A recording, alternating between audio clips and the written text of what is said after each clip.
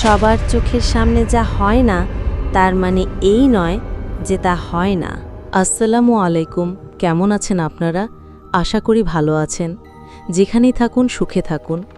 গল্প শুরু করার আগে আয়াতুল কুরসি পড়ে নিজেদের চারপাশে একটি সুরক্ষার গণ্ডি বা হিসার তৈরি করে নিন, কারণ যখন কোনো অলৌকিক সত্তার কথা বলা হয় তখন তারা খুব আগ্রহ নিয়েই কাছে আসে এবং সেই আলোচনা শুনতে শুরু করে। এই গল্পটি একা শুনবেন না, যখন আপনার সাথে অন্য কেউ থাকবে তখনই শুনুন, কারণ এই গল্পটি আপনাকে ভয় পাইয়ে দেবে। এখন চলুন আমাদের গল্পের দিকে এগোনো যাক।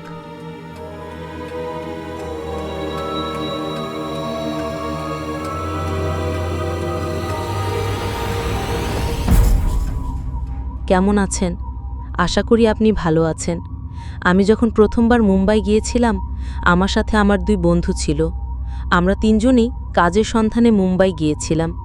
আমাদের কাজও জুটে গেল এবং কোম্পানি আমাদের থাকার জন্য একটি ফ্ল্যাট দিল। সেই ফ্ল্যাটে 2টি রুম ছিল। কোম্পানি যখন আমাদের এই ফ্ল্যাটটি দিল তখন সেখানে আমরা মোট 10 জন ছিলাম। আমরা 3 বন্ধু এবং বাকি 7 জনও কোম্পানিরই লোক। কোম্পানি আমাদের যে ফ্ল্যাটটি দিয়েছিল সেটি একটি পুরনো বিল্ডিংয়ের ভেতরে ছিল। অনেক জায়গা থেকে প্লাস্টার খসে পড়েছিল, সিঁড়িগুলোও ভাঙাচোরা ছিল। এটি ছিল একটি 6 তলা বিল্ডিং এবং আমাদের ফ্ল্যাটটি ছিল 4র্থ তলায়। সেই বিল্ডিংয়ে 2য় তলা পর্যন্ত মানুষ থাকত, 3য় তলা পুরোপুরি খালি ছিল এবং 4র্থ তলায় ছিল আমাদের ফ্ল্যাট। আমাদের ফ্ল্যাটের নম্বর ছিল 419। 4র্থ তলায় শুধুমাত্র 2টি ফ্ল্যাট ব্যবহার হতো, একটি 419 এবং একটি 410। বাকি সব বন্ধ ছিল। 5ম ও 6ষ্ঠ তলাও খালি ছিল। আমরা ভেবেছিলাম পুরনো বিল্ডিং হওয়ার কারণে হয়তো এখানে কম লোক থাকে। প্রথম রাতে আমরা খুব ক্লান্ত ছিলাম। ফ্ল্যাট পাওয়ার পর আমরা ঘর পরিষ্কার করলাম, খাবার তৈরি করে খেয়ে ঘুমিয়ে পড়লাম। রাত 10:30টার দিকে আমি ঘুমের মধ্যে একটি আওয়াজ শুনতে পেলাম, যেন কোনো মহিলা হেঁটে যাচ্ছেন। ভ্রমণ এবং ঘর পরিষ্কার করার কারণে আমি প্রচণ্ড ক্লান্ত ছিলাম, তাই আমার মনে হলো যেন কেউ ঘরের বাইরে হাঁটছে। আমি আমার বন্ধু ফিরোজকে জাগিয়ে বললাম, ভাই শোন, একটা আওয়াজ আসছে। সেই আওয়াজটা আমাদের দরজার বাইরে থেকেই আসছিল। ফিরোজ ভাই ঘুমের ঘোর থেকে উঠলেন এবং তিনিও সেই আওয়াজটা শুনলেন। তারপর আমরা সাজিদকে জাগালাম, সেও সেই আওয়াজটা শুনতে পেল। এরপর আমরা বাকিদেরও জাগিয়ে বললাম, ভাই দেখুন, বাইরে থেকে কোনো মহিলার হাঁটার আওয়াজ আসছে। অথচ 4র্থ তলার 410 নম্বর ফ্ল্যাটে যারা থাকেন তারা সবাই পুরুষ। আমাদের ফ্ল্যাটেও কোনো মহিলা নেই। তখন তারা বললেন, এটা একটা বড় শহর, নিচে কেউ হাঁটছে, তাই হয়তো আওয়াজ কানে আসছে।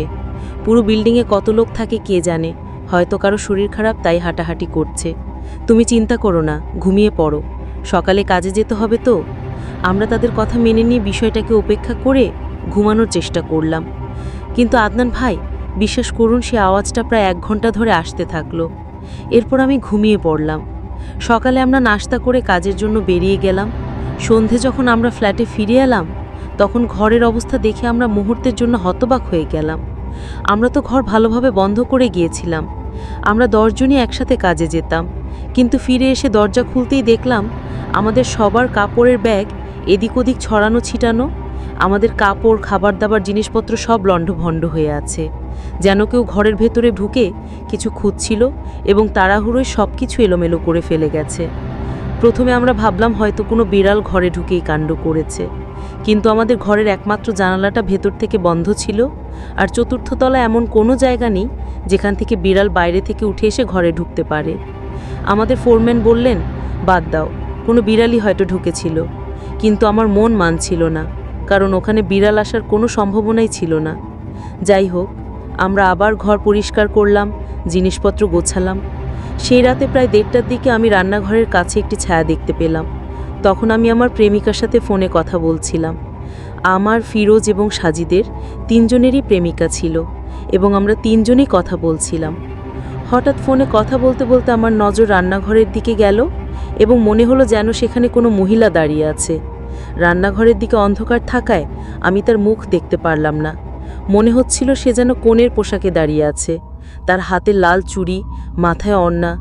প্রায় 10 সেকেন্ড আমি তাকে দেখলাম, কিন্তু যেই আবার তাকালাম সে সেখানে নেই। আমি ফিরোজকে বললাম, দোস্ত, আমি রান্নাঘরের কাছে কাউকে দেখেছি। সে বলল, না, এমন কিছু নেই, ছাড় তো, আমরা অনেক ক্লান্ত, কথা বলতে দে। সে আমার কথাকে পাত্তা দিল না। আমিও বিষয়টাকে আর গুরুত্ব দিলাম না।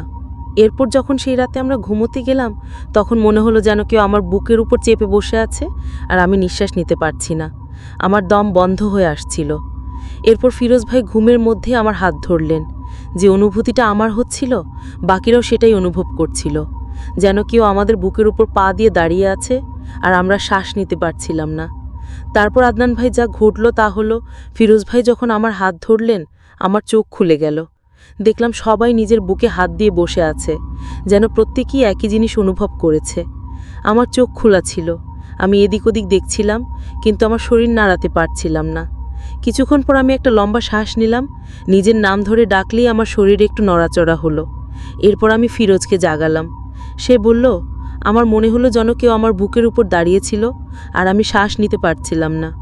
রাতের ওই সময় আমরা 10 জনই উঠে বসে একে অপরের মুখের দিকে তাকিয়েছিলাম। আমরা ভাবছিলাম এটা কি হলো আমাদের সাথে। সবাই ভাবতে লাগলো হয়তো এটা একটা দুঃস্বপ্ন ছিল। কিন্তু আদনান ভাই, দুঃস্বপ্নতে 1 বা 2 জনের একই সময় হতে পারে, 10 জনের একসাথে কিভাবে হতে পারে? তারপর আমরা ভাবলাম চলুন এখন ঘুমানোর চেষ্টা করি, সকালে কাজেও যেতে হবে। সকাল হলে আমাদের একজন বন্ধু যখন গোসল করতে বাথরুমে গেল, জানি না ভেতরে কি হলো, হঠাৎ তার চিৎকারের আওয়াজ আসতে থাকলো। আমরা বাথরুমের দরজা ভেঙে তাকে বের করলাম। আপনি বিশ্বাস করবেন না, তার কোমর থেকে মুখ পর্যন্ত থাপ্পড়ের দাগ ছিল এবং সারা শরীরে নখের আঁচড়ের চিহ্ন ছিল। সে বলল, হঠাৎ কি হলো জানি না, কেউ আমাকে মারছিল। এটা দেখে আমরা সবাই ভীষণ ভয় পেয়ে গেলাম। কিছুক্ষণ পর যখন সে স্বাভাবিক হলো, তখন আমরা কাজের জন্য বেরিয়ে গেলাম। সন্ধে ফিরে এসে আমাদের চোখ আবার ছানা বড়া হয়ে গেল। গতবার যখন আমরা ফ্ল্যাটের দরজা খুলেছিলাম, তখন শুধু আমাদের জিনিসপত্র ছড়ানো ছিল, কিন্তু এবার যা দেখলাম তা ছিল আরও বেশি ভীতিকর। এবার আমাদের সমস্ত জিনিসপত্র পুড়ে যাচ্ছিল। আমাদের কাপড়, ব্যাগ, কম্বল সব কিছু ঘরের মাঝখানে স্তূপ করে রাখা ছিল এবং তাতে আগুন লাগানো ছিল। ভাই, প্রশ্নই ওঠে না যে কেউ নিজের জিনিস ঘরের মাঝখানে রেখে যাবে, আর আগুনও বা কে লাগাবে? ঘরে তো কেউ ছিলই না। আমরা 10 জনই তো কাজে গিয়েছিলাম। আমরা সিকিউরিটি গার্ডকে অভিযোগ জানালাম। সেই সিকিউরিটি গার্ড ওই সোসাইটিরই ছিল, কিন্তু সে কিছু বলল না, কারণ কোম্পানি আমাদের যে ফ্ল্যাট দিয়েছিল সেই কোম্পানির ফোরম্যানও আমাদের সাথে থাকতেন। তিনি যখন কোম্পানির সাথে কথা বললেন, কোম্পানি উত্তর দিল, আপনাদের যে ফ্ল্যাট দেওয়া হয়েছে সেখানেই থাকতে হবে। 6 মাসের আগে আপনাদের অন্য কোনো ফ্ল্যাট দেওয়া হবে না।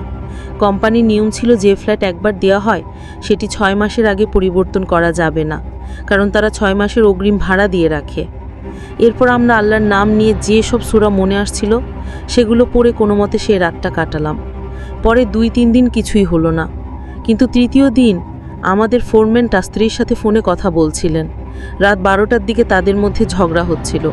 যতক্ষণ তারা কথা বলছিলেন কিছুই হয়নি। কথা শেষ করে ফোন রেখে যখন তিনি ঘুমোতে গেলেন, হঠাৎ কেউ তার 2 পা ধরে টেনে হিঁচড়ে ঘর থেকে বের করতে লাগলো।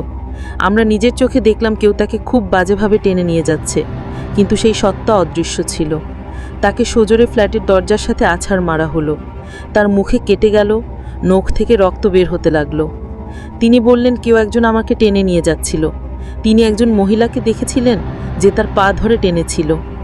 এই ঘটনা দেখে আমরা প্রচণ্ড ভয় পেয়ে গেলাম এবং ফ্ল্যাট ছেড়ে বাইরে চলে এলাম। কিছুক্ষণ পর গার্ড এলো। সেই গার্ড আমাদের বলল, আপনারা এই ফ্ল্যাট ছেড়ে দিন। তখন আপনাদের বলার সুযোগ পাইনি, কারণ এখানে সোসাইটির সিকিউরিটি ছিল। আপনারা যে ফ্ল্যাট নিয়েছেন সেটি ভালো নয়। এখানে এমন কিছু ঘটনা ঘটেছে যার কারণে আগে যারা এসেছিল তারাও 10 দিনের মধ্যেই ফ্ল্যাট ছেড়ে চলে গেছে। তাদের সাথেও একই ঘটনা ঘটেছিল। আমরা বললাম, আমরা ছেড়ে যেতে পারি না, কারণ আমরা গ্রাম থেকে এখানে কাজ করতে এসেছি। কোম্পানি তো 6 মাসের কথা বলেছে। তখন আমরা ভাবলাম কিছুদিন সহ্য করে দেখি। একজন মৌলভী সাহেবকে আমরা ডাকলাম। মৌলভী সাহেবও বললেন, আপনারা এই ফ্ল্যাট ছেড়ে দিন, কারণ এখানেও আপনাদের থাকতে দেবে না। পাশে 410 নম্বর ফ্ল্যাটের লোকরাও রাতে থাকতো না, তারা সবাই দিনে আসতো। তারা নাইট ডিউটি করত। আমরাই একমাত্র দিনের ডিউটি করতাম আর রাতে ফ্ল্যাটে ঘুমোতে আসতাম। মৌলভী সাহেব বললেন, এখানে একটি মহিলা আত্মহত্যা করেছিল, তার আত্মা এখানেই রয়ে গেছে, শান্তি পায়নি। তার সাথে এমন কিছু ঘটেছিল যে সে এখানে কোনো পুরুষকে থাকতে দেয় না, বিশেষ করে বিবাহিত পুরুষকে তো একদমই না। আপনারা যারা ছিলেন তাদের মধ্যে একজন তার স্ত্রীর সাথে ঝগড়া করছিলেন। হয়তো তিনি তার স্ত্রীকে এমন কিছু বলেছিলেন যা ওই আত্মার পছন্দ হয়নি। এরপর আমরা সেই ফ্ল্যাট ছাড়ার বিষয়ে সিদ্ধান্ত নিলাম। এর মধ্যে আমাদের সাথে আরেকটি ঘটনা ঘটল। গরমের দিন ছিল, আমাদের ফ্ল্যাটে পানি ছিল না, বিল্ডিংটা এতই শুনশান ছিল যে সন্ধে 7টার পর কেউ নিজের ঘর থেকে বেরোতো না। গ্রাউন্ড ফ্লোরে একটি ওয়াটার কুলার ছিল। আমরা 3 বন্ধু পানি ভরতে নিচে গেলাম, কারণ পুরো ফ্ল্যাটে পানির অভাব ছিল। আমাদের ফোরম্যান বলেছিলেন নিচে গিয়ে পানি ভরে আনো, যাতে সবাই খেতে পারে। আমার লিফট ব্যবহার করতে ভয় লাগে, তাই আমি সাধারণত লিফট ব্যবহার করি না।